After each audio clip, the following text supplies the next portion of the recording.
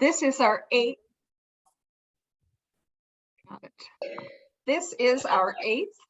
Senators for Climate Solutions event. Thank you to all senators and staff who participated in our May event with Mark Carney. For those who were unable to attend, I hope you were able to watch the video recording, which was sent out to all members of our group.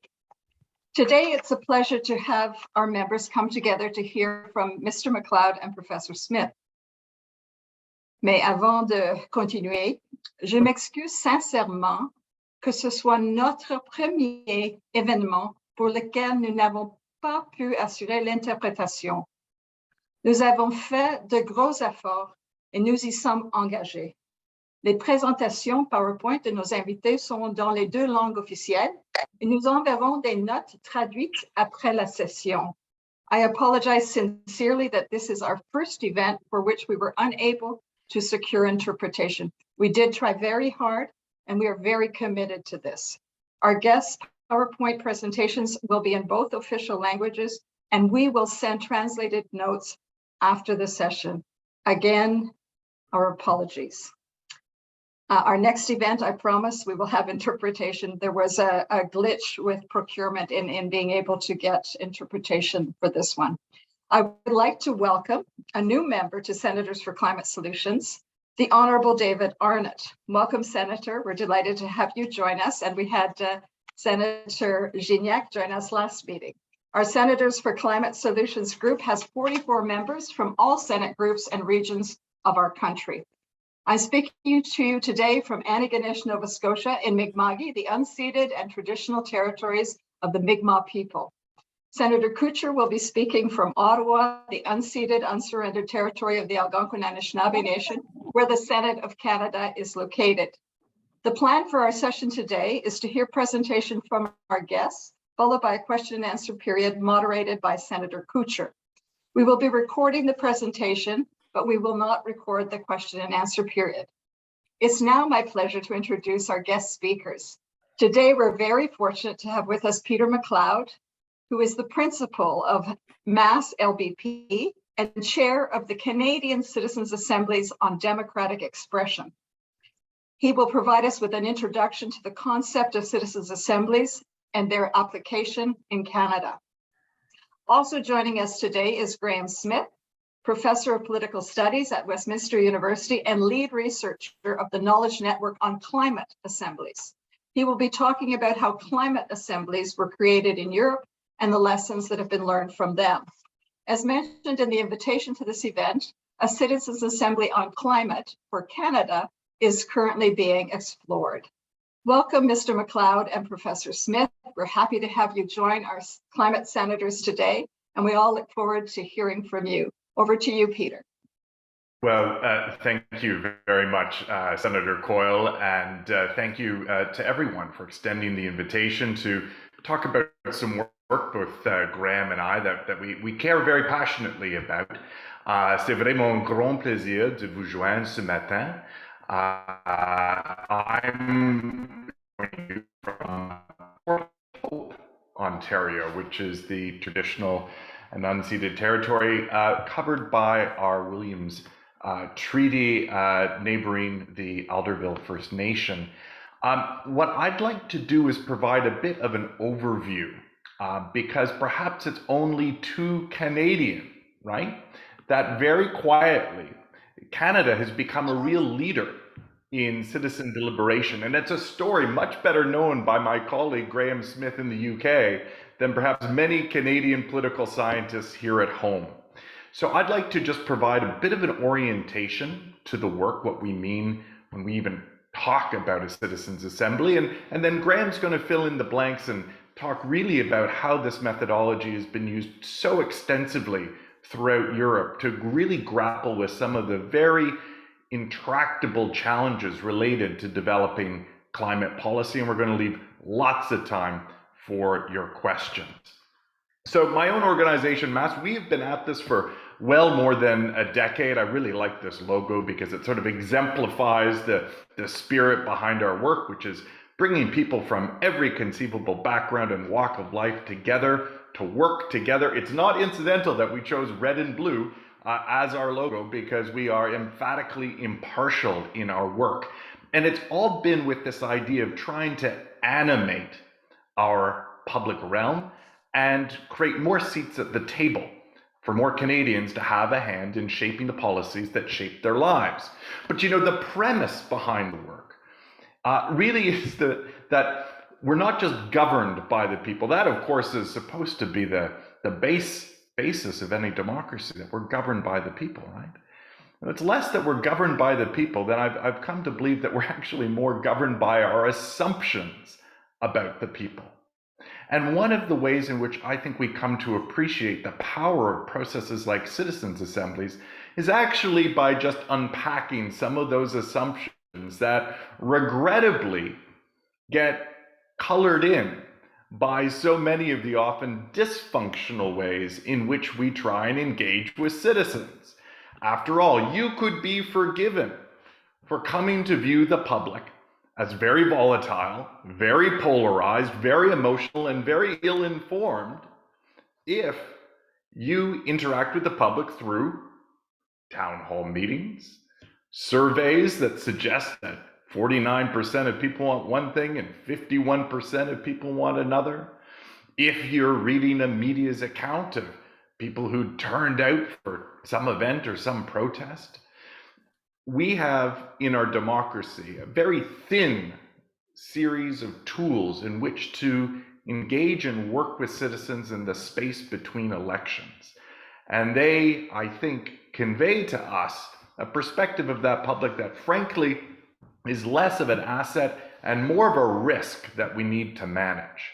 And one of the things that I find so heartening about citizens' assemblies, of which more than 600 have taken place over the course of the past 15 years around the world, is they start from a different premise. They start from what, of course, we all know and believe. It's why you're in politics. That people are not as the media might convey them to be. They're not as they sometimes appear when forced into various kinds of superficial consultations. People, of course, are much more thoughtful. They're much more purposeful. They actually want to make a difference. They want a chance to give something back. And so if we design good public processes from the premise that the public is a resource to tap rather than a risk to manage, we're immediately off on a better foot. Now, the last kind of conceptual point I want to make is that I think we can all concede that too much of traditional consultation often happens far downstream in a policy process. So a problem is identified, good public servants develop a series of options, decision makers probably point in the direction they want to go, and we need to go and make sure the public's on side. But it's often too little, too late. It happens downstream, just before the action is implemented. Part of what citizens' assemblies do is give us a very powerful mechanism to move that public input much further upstream in the policy cycle.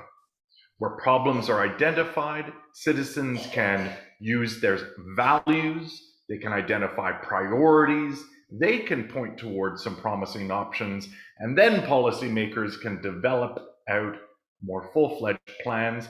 Then we can double check with a broader array of people before committing to a course of action.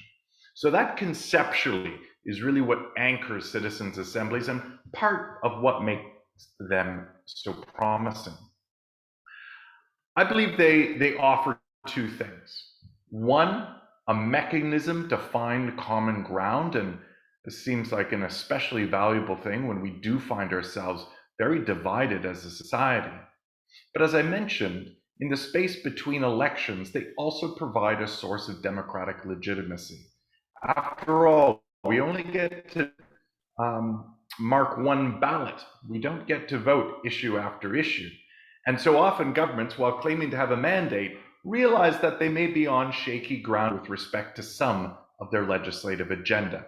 Citizens' assemblies bring together randomly selected cohorts of representatives to do some of the work that you find yourselves doing as senators, undertaking a careful study of a complex issue and using deliberation to reach consensus. This is not a winner-take-all exercise. It's not a majoritarian one. It's where the citizens, as volunteers, in the spirit of public service, have to work together to speak with one voice. And rather than a traditional consultation where you open the doors, you invite everyone in, you say, what is your top of mind reaction? What are your views on this? It is a much more elaborate and intentional exercise that begins with 4 questions. First, what is the task? And is it real? If we're going to ask people for upwards of 40 to 60 to 80 hours of their time, there's got to be the opportunity to have impact. The mandate needs to be clear. This isn't just a temperature take. Who's in the room and how did they get there? Can we be more purposeful in ensuring that those who comprise that public actually represent the public? And so we need to think about the demographics, and in a country like Canada, the geography is adequately represented. We also need to think about a curriculum and what learning might need to occur. In your committees, in your task forces, a lot of time is spent absorbing material, hearing from experts, considering different perspectives. And that doesn't happen accidentally. There are large teams, of course, that are providing you access to that expertise. The same is true in an assembly process. And finally, and quite fundamentally, are the citizen participants there just to argue their corner and what suits their interests? Or are we asking them to try and discern what is in the broader public interest? And that truly is part of what makes a citizens' assembly a very different kind of public exercise. Quickly, there are 3 parts to an assembly. I mentioned the importance of there being a clear task. So that's the mandate. We like to say a big ask and a clear task, because of course we're asking people for a lot of their time to do something real. The civic lottery, which is the process by which people are selected to participate. Briefly, letters are sent out to randomly selected households, inviting people by government to volunteer to serve. And then from amongst the typically 5 to 7% of respondents, so a pool of several hundred people, we will randomly select a cohort, half men, half women, balanced by age, balanced by geography, balanced by language, balanced by ethnicity and indigeneity, and ensuring that it really looks like Canada in a room. And then lastly, a deliberative process that leads people towards that common ground. Here's actually what a civic lottery package looks like, if you can believe it. Well more than 500,000 have found their ways to Canadians across the country. 1 in about 30 households at this point has received an invitation to participate in a citizens' assembly conducted either by a municipal government, a provincial agency, the province, or the feds. And I mentioned a moment ago the question of deliberation. I can understand sitting in Parliament how it can be maybe a bit confounding. What, you take 40, 60 strangers, and within the space of 40 hours, they're able to issue 20, 30, 40 recommendations based on consensus? Well, fundamentally, deliberation is very different than a parliamentary process. You don't begin with the solutions. You don't begin with the positions. You begin with common values. And having built that base, you then identify issues of shared concern, focus on priorities that everyone can agree, rise to the top, and then problem solve together around them. It's a very different way of organizing a group exercise to produce that kind of consensus outcome. And here's what it might look like. This hall, of course, is familiar to all of you, the Museum of Canadian History. This was back in 2016 when Canadian Institutes for Health Research brought together a group of Canadians, every province and territory, in order to look at the question of public pharmaceutical insurance, an exercise which then reported into the Standing Committee on Health. I believe Bill Casey was the chair at the time, had a significant influence on the committee's work and subsequently on the Hoskin Commission. And the spirit of this reference panel or citizens assembly, we use these terms interchangeably in Canada, can be found in government's intentions today. So I've mentioned a few assemblies. In fact, there have been 42 different citizens' assemblies and reference panels in Canada. That's somewhere on the order of, I guess, 5 or 6% of all of the assemblies that have taken place globally, tracking a wide range of issues, including in the city of Toronto, how the city should meet its climate goals. But if you have flown into Toronto Pearson recently, then the time of day, the aircraft you choose, the flight path it travels, all of this has in part been determined by the third photo of citizens who live at a various distance from the airport, randomly selected in 2017 to work with the airport on its noise management policies. If you're in British Columbia and carry a BC Services card, the privacy protections baked into that platform, in part determined by a randomly selected group of British Columbians. The introduction of supervised injection sites in the city of Toronto, again, informed by the work of a randomly selected cohort of citizens, and on and on. They are not simply providing up-down votes. What they're producing are quite substantive reports, all of which can be found on our website, typically covering 20 to 30 discrete recommendations over a series of themes. The reports are written by citizens themselves. We simply provide a bit of context at the front to explain the process. So very sophisticated, very substantive policy exercises in their own right. I'm going to hand over to my colleague Graham, but in the almost 15 years of work in these 40 assemblies, it has certainly reinforced for me that Canadians are a good deal more willing and motivated to participate in our public life. People want a say, they'll clamor, they'll sound off, they'll give you a hard time at a town hall meeting for sure, but they're also willing to serve. And I think the Senate has a unique opportunity to issue a call to public service to Canadians. I think that the problem with our polarized politics, where Canadians don't seem perhaps sufficiently engaged, isn't that we're asking too much of them. In fact, it's that we're asking far too little.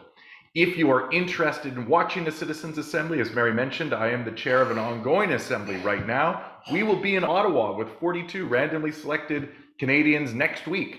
On June 16th, we're running a parliamentary gallery where you get to sit in the nosebleeds for a change and watch this group of citizens deliberate on the government's forthcoming social media legislation. So if you'd like further details, please reach out, but we would love to see you June 16th from 1 to 2:30 at the Global Center for Pluralism.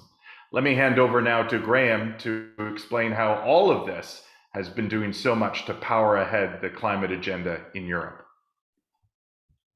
Thank you so much, Peter. I'd just like to thank everyone for the invitation. It's a real pleasure to be working with Peter. If his work isn't as celebrated as it should be in Canada, it certainly is. It certainly is in Europe. I'm Graham Smith. I am the chair of the Knowledge Network on Climate Assemblies. Let me just briefly explain to you a little bit about what GNOCA is. Peter, do you want to push the slides forward? Yeah, next one maybe. So the Knowledge Network was established by the European Climate Foundation, and it aims to improve the commissioning, design, implementation, impacts, and evaluation of climate assemblies. And a climate assembly is basically what Peter has been talking about, but focused on specifically on aspects of climate policy and the climate crisis. We were not sure how much interest we would generate from the network, but actually within the first year, we have over 500 members of the network who range from policymakers, practitioners, academics, civil society actors, and more. Interestingly, one in 10 members are from North America, which is really interesting. Even though we are primarily focused on Europe, we're not only interested in the development there. That's just where our most of the activity has been. It's being led by myself and also the Danish Board of Technology, who have got a lot of experience in this area. You want another slide? So our The aim of CNOCA is fourfold. It's to document existing climate assembly practice, of which I'm going to talk to you a little bit about today. It's about identifying and disseminating best practice, but best practice to ensure the impact of these assemblies. Again, I'll talk to you a little bit about that. And it's there to help shape future trends and help co-create the future. So we do a lot of work with our members, and also very in terms of doing workshops. And I have to leave slightly early, I'm afraid, from this meeting because I have to run a workshop with colleagues. But we also work very closely with government officials and others, and we'll bring officials together in order that we can do peer learning and the like. Peter's pushed me on to the new slide, which gives you a range of the national assemblies that have happened within the European Union within the last, oh, well, not within the European Union, because one of them is in the UK, within Europe in the last 2 or 3 years. There's been 9 national assemblies, which is most of the assemblies happen at local or regional area levels. So this is quite really interesting how much is happening at national level, right the way from Ireland, which was the first assembly which looked at a range of issues, but picked up climate, then in France, and then across a whole series of other nations. Move ahead, Peter. And this has been reflected also at local level. If we can see on this map, these are local or regional assemblies that have happened around Europe, again, in the last 2 or 3 years, and we're aware of many others that are about to happen. So let me talk to you a little bit about who commissions, what makes a good commissioner, the scope, etc., and then talk a little bit about what those areas that we think are really critical. Most of these assemblies to date have been commissioned by government. Most of them, many of them with formal parliamentary assent in France, Ireland and Scotland, but there's been one which was commissioned in the UK by 6 parliamentary committees to help it develop in its work in scrutiny. Just because it's been governments that generally commission doesn't mean that this isn't something that can be commissioned by other public bodies. This is just where practice has been at the moment. And we've seen parliaments being very involved in terms of dealing and reviewing and providing recommendations to government on the recommendations that emerge from climate assemblies. So what is it that makes a good commissioner? From our work. Sorry, Peter, can I push you on? So we think there are a number of things that have that make a good commissioner, and this reflects some of the things that Peter was talking about. The first is good commissioning establishes a clear mandate and follow up for the assembly. So the assembly members know what they're doing and why they're doing it and how the commissioner is going to respond to them. And that's been really clear to us that that's been a critical element of climate assembly practice. Secondly, it's a process that engages stakeholders in its broadest sense. That can be from within government, within parliament, across different interest groups in establishing the remit for the assembly. And this is key to try and to build buy-in into the process. The third has been the ensuring of appointing an experienced delivery body. Of course, I would say whatever you do, make sure you appoint mass LBP, but I probably shouldn't say that. But a lot of people have a lot of examples where people have gone, as often happens, going for the lowest tender, if you like. But actually, what's happened is those people have actually appointed experienced delivery bodies. That's where the really interesting work has happened. And finally, what's really important, and Peter wasn't able to touch on in his presentation, is this creation of a robust governance framework around the assembly, which is in terms of stakeholder advisory bodies, in terms of expert advisory groups. There are different ways of doing that, but ensuring that robust governance is really critical. Just a little bit on what these assemblies have focused on in Europe. Most of them have been focused on issues of mitigation. So, for example, the UK Assembly the question was, how can the UK reduce its greenhouse gas emissions to net zero by 2050? The French Assembly asked a similar question in relation to its 2030 commitments in relation to the Paris Agreement. And so the tendency initially has been that they are much more focused on the mitigation agenda. What I'm finding interesting is that certain assemblies have begun to realize, certain assembly organizers have begun to realize that adaptation is equally, if not more, critical. And in Scotland, they looked at mitigation and adaptation. And in the recent Spanish assembly, as you can imagine, given the the problems with heat waves that they have in Spain, that they've focused on that as a real core element of the Assembly. And it's really clear that this model is adaptable to both mitigation and adaptation questions. And, you know, depending upon the kind of question that you're asking of them, citizens are able to wrestle with the complexities of climate policy across those issues. There's a lively debate at the moment about whether we should be running assemblies that ask people about climate policy in general. So, for example, in France, they generated something like 140 recommendations across a whole series of policy areas. Other assemblies have been much more focused on those particular policy areas where legislators or public officials are having real difficult trouble in deciding where to move forward. So there's a lively debate about whether it's better to have this kind of broad mandate or a more specific remit. Much depends upon what it's aiming to what we're aiming to achieve.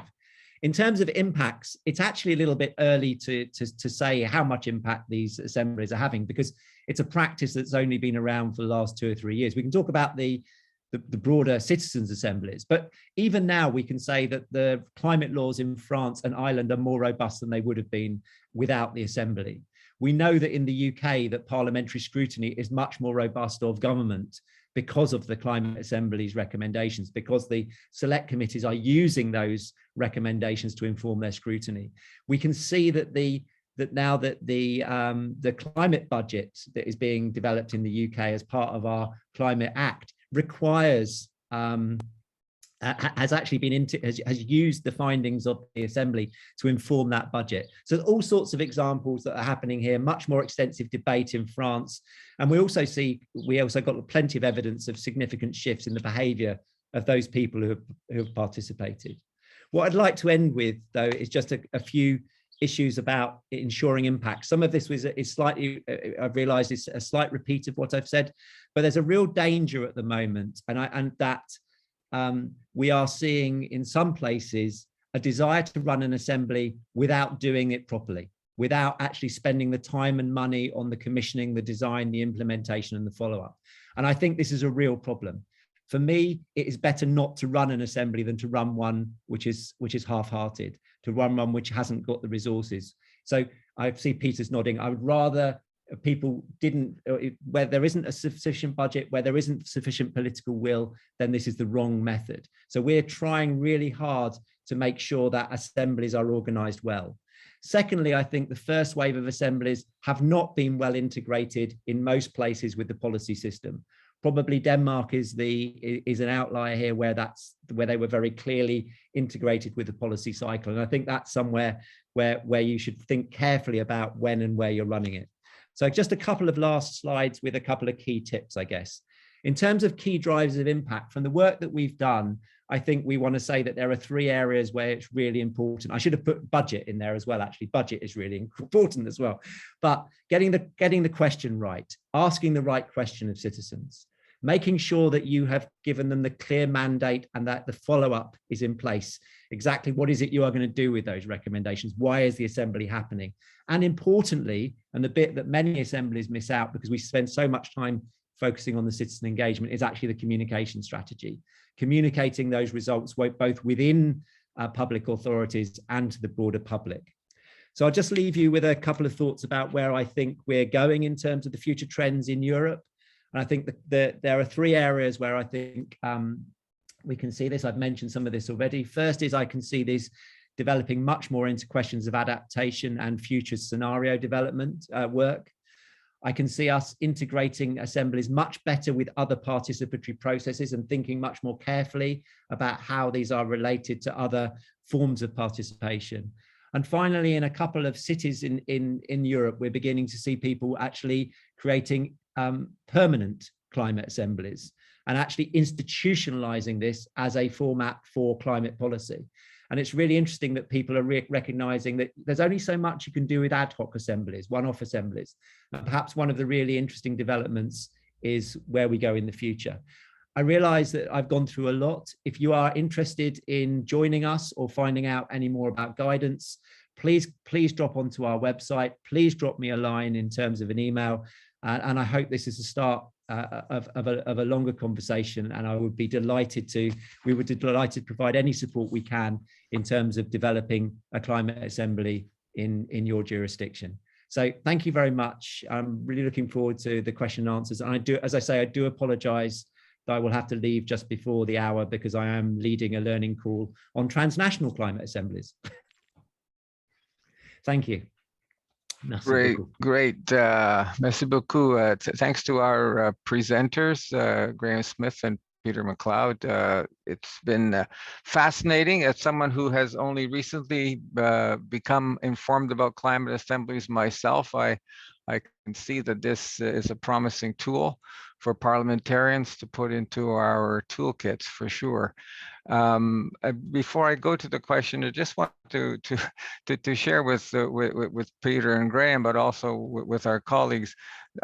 Peter, I was very much struck by your slide on perceptions that sometimes we have about the public as being volatile, emotional, informed, and polarized.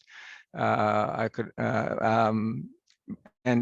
think you pointed out some of the ways that we may get that impression, but I just like to remind our colleagues that anytime we go on Twitter or we open our email box, we can often get the same impression. So thank you for helping us realize that we have to be careful about these impressions that we get.